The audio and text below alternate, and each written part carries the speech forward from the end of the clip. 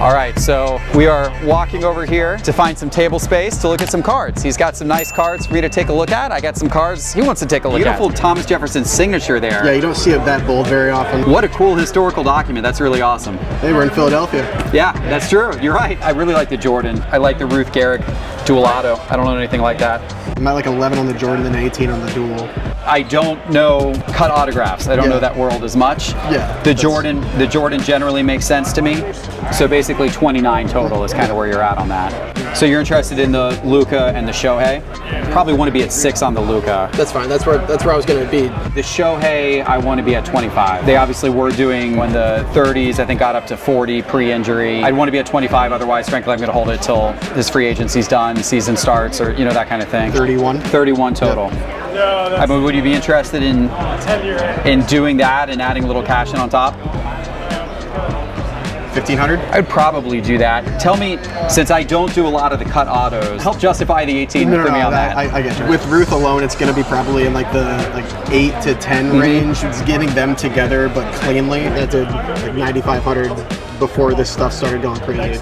You're not going to find a lot of comps on it because not a lot of them exist that clean. Right. Yeah, like this one. And that's not even on the same piece of paper. I know, it's not even the same piece of paper, but it does 31,000. So the Jordan, the Ruth, and the Gehrig, $1,500 cash is what you're offering for the Luka and the Shohei? Yeah.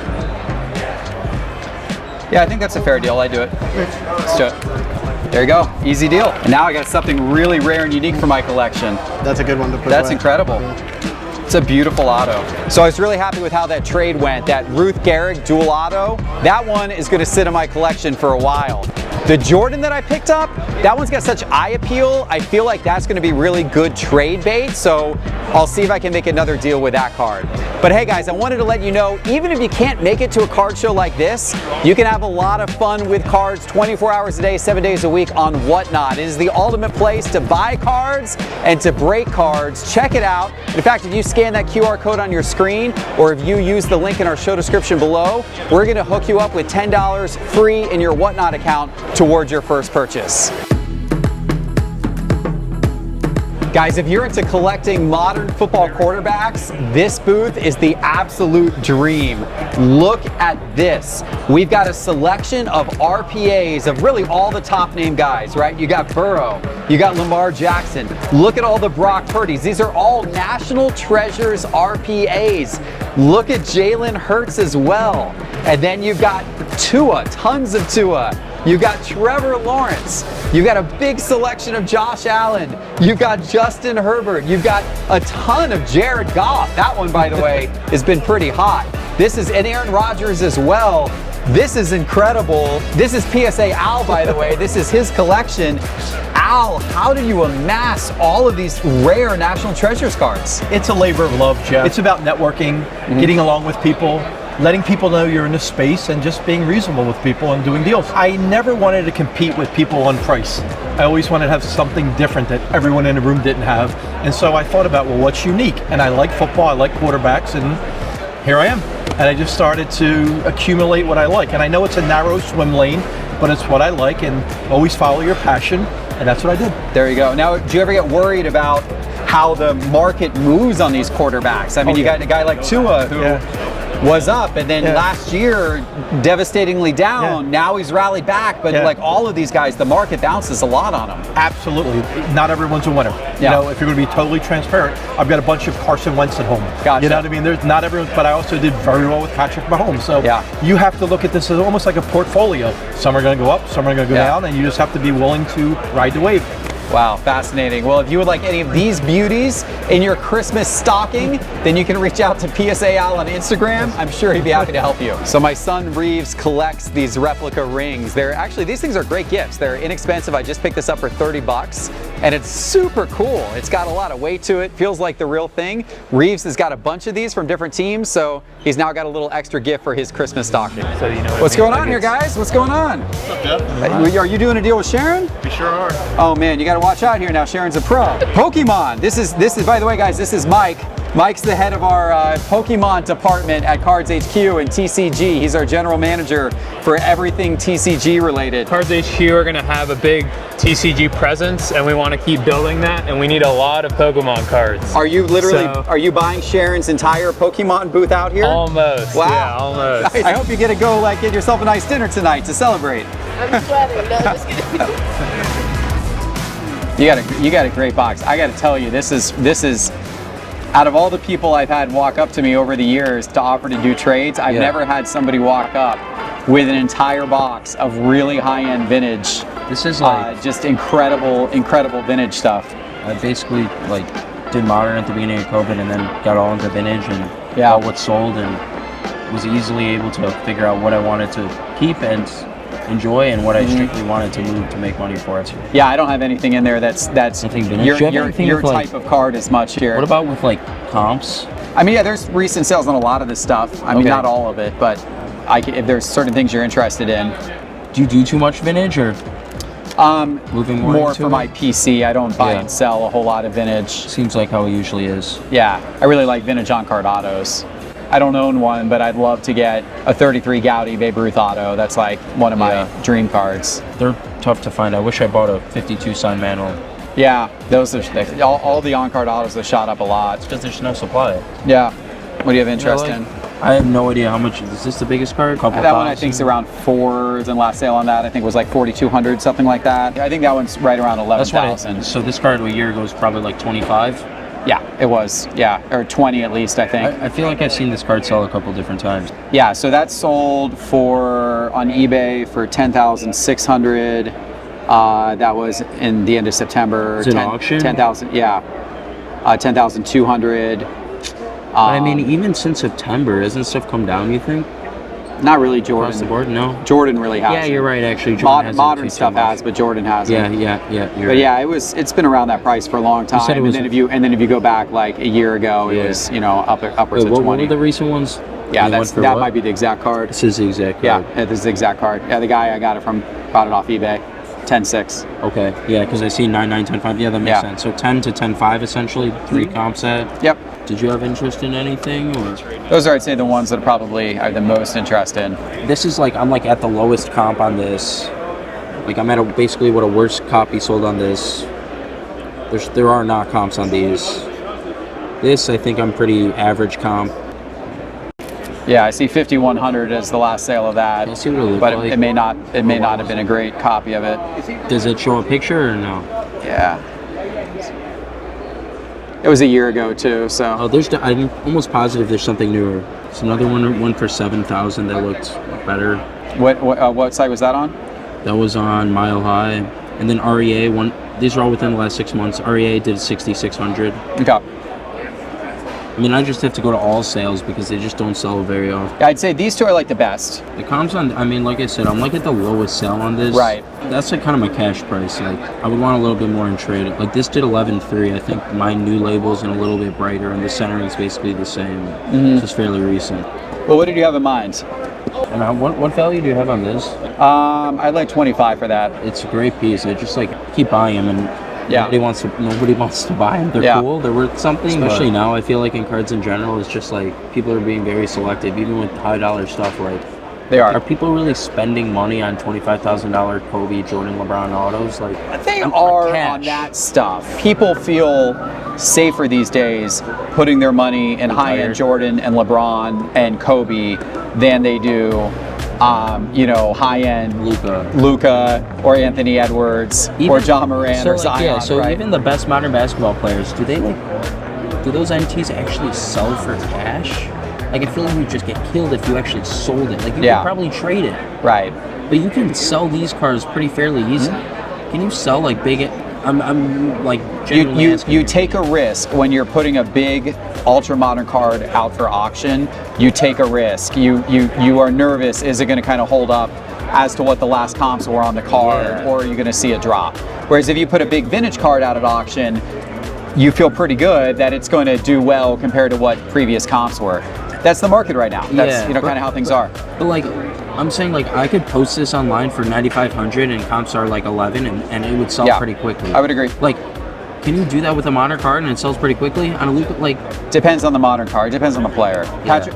Quality Patrick Mahomes card, yes. yeah, Mahomes. I'm talking mainly basketball. I feel like basketball is just. Yeah, the ultra modern basketball card market is real tough right now. Like it is. Why do you think that is? I think it is because you had the big surge when you had the huge surge of people who came into the market in 2020, 2021. We did all the flipping activity. Ultra modern basketball was the hottest, and I remember buying all that Prism color. Yeah, it rose above all the other sports, you know, and then as a result, it has fallen the hardest. Yeah. And I think people are scared of it. So I think that's part of it. And I think the other part of it is none of the guys from the last 5 years have emerged to superstar status. I mean, like after Giannis, there really hasn't been any. There hasn't. After Jokic, you know, but he's like a big guy. Yeah. No one cares. But if you think about the last 5 years, you have Luka, who has done great things on the court, but you know hasn't ever advanced to the playoffs too far. No championships, right? Yeah. You have Trae Young, who's kind of fallen backward. Shai Gilgeous-Alexander is starting to heat up now. We'll see what he does this season, but they haven't contended prior to this year. 2019, you got Zion, you got John Morant. I mean, we saw what happened with both of those guys. 2020, you got Anthony Edwards, who definitely has some promise and potential. You got LaMelo Ball, who's been real disappointing with all of his injury history and everything like that. Yeah. And then you had Cade Cunningham, who was injured all of last season. Chet Holmgren, who was injured all last season. So it's just like there just hasn't been the guy. Yeah. Unlike football, which just had Mahomes, Burrow, Hurts. You know, football's had guys who have like ascended, and people are like, that guy's a superstar. Yeah. There's only like 10, probably under 10 modern. You just named half of them. Trevor Lawrence, now Stroud. Like, there's 1 or 2 a year. Yeah.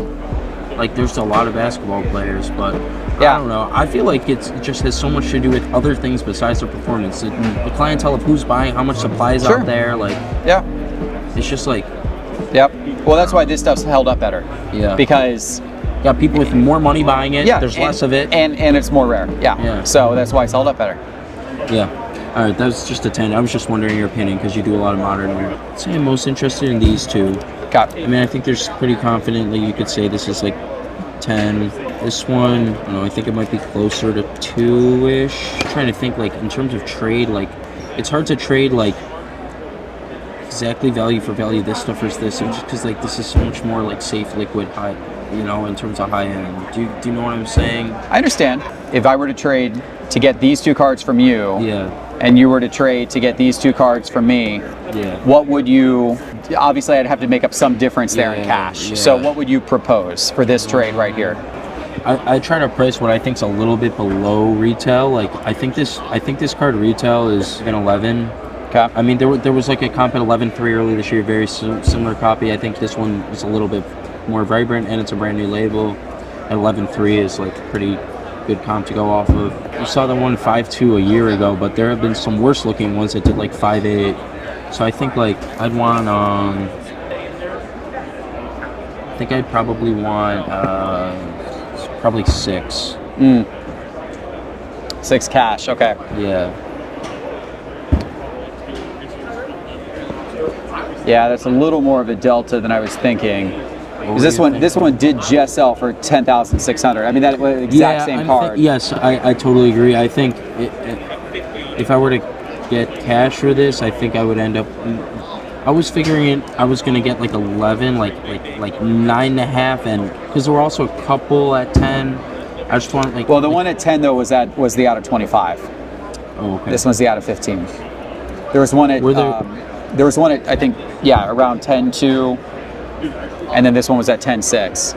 Okay. I mean, you don't think he's even down a couple $100? The modern. Maybe. I mean, I'm thinking this card's like if this runs on eBay, it's gonna do like 10. Maybe. Because there was that other sale of it at like 9.9, and I'm thinking this on eBay's like 18-ish. I'm thinking I'm gonna get. I don't know, T-Line. I mean, so these were selling. I mean, they were selling. I just can't find a lot. Yeah. In case before the season, they were selling for what, 2,300 to 2,400. Yeah, but isn't everything down a little bit from before the season? But he's had a good season. His stuff's not down because the Jags are. I mean, they're doing well. In fact, let me look at one of his other cards. He has been good. I'm just saying, like, aren't modern cards like a little bit down? Even not if all of them. No. Mm-mm. I'll tell you. Let me just look at one of his other cards Okay. that's transacted more often. Yeah. Yeah, I mean, it's down a decent amount. It's down probably about 30 to 40%. And he's playing well. Yeah, it's down 30 to 40%. It started to tick back up a little bit recently, but yeah, it was down. It definitely went down a lot the first month of the season. Yeah, that's a fair point. So that's why I think it's about 15. And 23 becomes about 15. If it were to follow the same pattern, it's probably not down quite as much as his Prism. Yeah, that's why I said maybe 18. And Yeah. another way I look at it is if this did 8 at auction, people would be like, okay, like no one blink an eye. Like that's never going to do 7 or 8 at auction, you know? That's not going to do 8 at auction. There's no way that's going to do 8 at auction. So what are the big modern cards that do like 80% and then everyone's like, okay, is it the ultra modern like a Luka? Yeah, the Jordan autograph stuff. Yeah. You're good on. But hasn't it come down a lot in the last year? Not a ton. It's no, it really hasn't that much. The Jordan market has not come down that much this year. The Jordan market's been pretty good. Was it like 2 years ago that it came down? The Jordan market, Compared market to the peaked. peak, it is. Oh yeah, Okay, the Jordan market stuff went nuts in late 2020 and early 2021. So that's it went when I was berserk. buying the autos and selling Yeah, them. and then it came back down. Got it. But it stabilized. This year, Jordan's a lot of Jordan stuff's actually up slightly The this year. inserts especially, right? Yeah. Those low pop 90s Yeah. inserts, I've noticed. Yeah, but like even his 86 Fleer market this year has actually gone back up. It's compared to where it was at the beginning of the year. It's like the PSA 10s moved up this year. You know, it was at 180, real consistently 180. There were some sales down at 160. The last 2 or 3 sales on it have been 220 on the 86 Fleer PSA 10. The PSA 9s have done decently well this year as well. They're up slightly based on where they were at the beginning of the year. Like 20 or less? No, I think they're like 15. I haven't looked super recently. I remember I sold one for like 42 or something. That's nice. Those were the days. The last Jordan 9 sold for 16.1, and the 2 right before that sold for 17.6 and 17.7, and they were selling for 14 over the summer. So they were selling for 14 back at the beginning of the year too. So the Jordan mark has actually been pretty good this year. That's good. So I mean that one I feel like that's not going to. I didn't think that's it was not going to drop in value. Yeah, I mean I do think it's pretty close, close to 10. I think cash you get 9.5, and yeah. And 1,500, this one I agree with you is would be down a bit. So that's kind of what I mean. There's like a really similar comp, 11.3. I mean. See people walking around here with 2s that want like 12K. It's like museum prices. If I was going to put cash into the deal, I was thinking 4,000 cash. I'm just thinking would I rather have these 2 cards or would I rather have these 2 cards? And I think these 2 cards, all things being equal, are a better store of value and just no less risky. And well, I'd rather have like these mine. 2 cards as well, but that's why I'm giving you $4,000 in cash to bridge the difference. No, I get it. I mean, this one I think you're pretty safe in, to be honest. It's a gold ink Jordan auto. It's a 10 autograph, which a lot of Jordan autos are not 10s. And then this one's got risk for sure. I just can't tell within modern anymore what has to do with performance and what has to do with everything else. I understand. Because there's so much that has not to do with. But you don't have a lot of downside in this, paying around 2K for it, right? I mean, there's not a lot of. It's the number 1 pick in the draft. On-card auto, number to 15. I just know what I can. I know what I can like. Sure, I buy and sell a lot of it, and I know I can get 9.5 and 5.5 like cash. So that's why I'm like 6. Okay, maybe to compensate for the fact that these are a little bit tougher in terms of liquidation value, I'd want like 1,000 more. How about like 5,500?